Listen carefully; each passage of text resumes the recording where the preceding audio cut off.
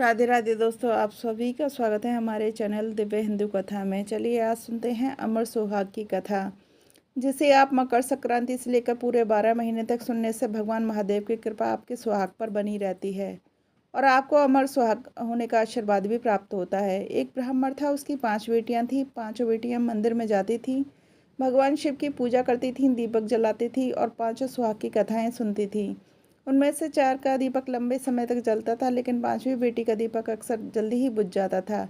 एक दिन वह परेशान होकर अपनी माँ से कहती है, माँ, चारों का दीपक अच्छे से जलता है, लेकिन मेरा दीपक जल्दी बुझ जाता है। माँ ने कहा, तू परेशान मत हो, तो घी कम डालती होगी। ऐसा ही करते हुए काफ़ी समय बीत गया। ब्राह्मण ने अपनी 5 बेटियों की शादी कर दी। चारों बेटियों के घर में तो बहुत धन संपत्ति थी, लेकिन 5वीं बेटी का पति रोज कमा कर लाता और उसी से दोनों का गुजारा होता था।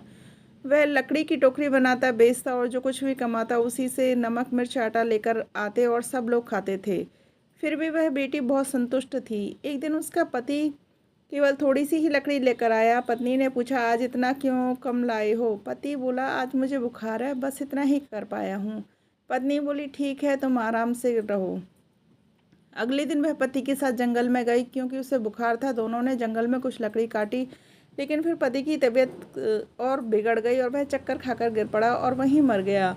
वह स्त्री जंगल में अकेली थी और सोचने लगी, अब मैं इन्हें घर लेकर कैसे जाऊं? अगर यहीं छोड़ दूं तो जंगल के शेर, चीते और जानवर खा जाएंगे। वह अपने पति के सर को गोद में रखकर जोर जोर से रोने लगी और बोली, मैंने ऐसा कौन सा पाप किया है जो मेरे पति की मृत्यु हो गई है?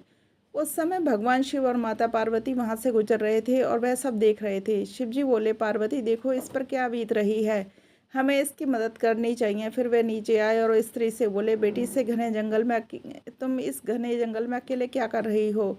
उसने जवाब दिया, यह मेरे पति हैं, उनकी तबीयत खराब होने से मृत्यु हो गई है। शिव जी ने कहा, अपने पति का शव लेकर घर जाओ, यहाँ क्यों बैठे हो? वह बोली, मैं घर नहीं जाऊंगी। यह सुनकर भगवान को उस पर दया आई। शिव जी बोले, क्या तुम वही हो जिसका दीपक जल्दी बुझ जाता था? वह बोली, हाँ, मैं वही हूँ। शिव जी बोले, तुमने दीपक तो जलाए, परंतु सुहाग की कथा ध्यान से नहीं सुनी। फिर वह भगवान के चरणों में गिर गई, माफ़ी मांगने लगी और कहा, अब मैं ध्यान से सुहाग की कथा सुनूंगी। कृपा करके मेरे पति को जीवन दान दे दीजिए। वह शिव जी ने उसके पति पर अमृत छिड़का और फिर वहाँ से अदृश्य हो गए। जब अमृत छिड़का गया तो उसका पति जीवित हो उठा। वह बोला, मैं बहुत गहरी नींद में चला गया था। पत्नी बोली, तुम नींद में नहीं थी, तुम्हारा दूसरा जन्म हुआ है। चलो अब घर चलते हैं और मैं सुहाग की कथा का अध्यापन करूंगी। फिर उसने सुहाग का अध्यापन किया, जिसमें उसने 5 स्टील की कटोरियाँ, 5 चूड़ियों के सेट, बिंदी, काजल, ब्लाउज पीस और श्रद्धा के अनुसार सुहाग का सामान लिया। 5वीं कटोरी में अलग से 5 रुपये ब्राह्मण को दिए। एक कटोरी और एक दीपक महादेव के मंदिर में चढ़ाया और बाकी बहनों और बेटियों को बांट दिया।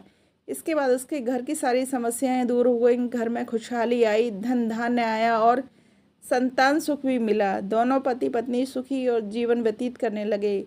महादेव नाथ, जैसे कृपा आपने उस बेटी पर की, वैसी कृपा हर सुहागन पर करें, उनके सुहाग को अमर बनाए रखें। राधे राधे दोस्तों।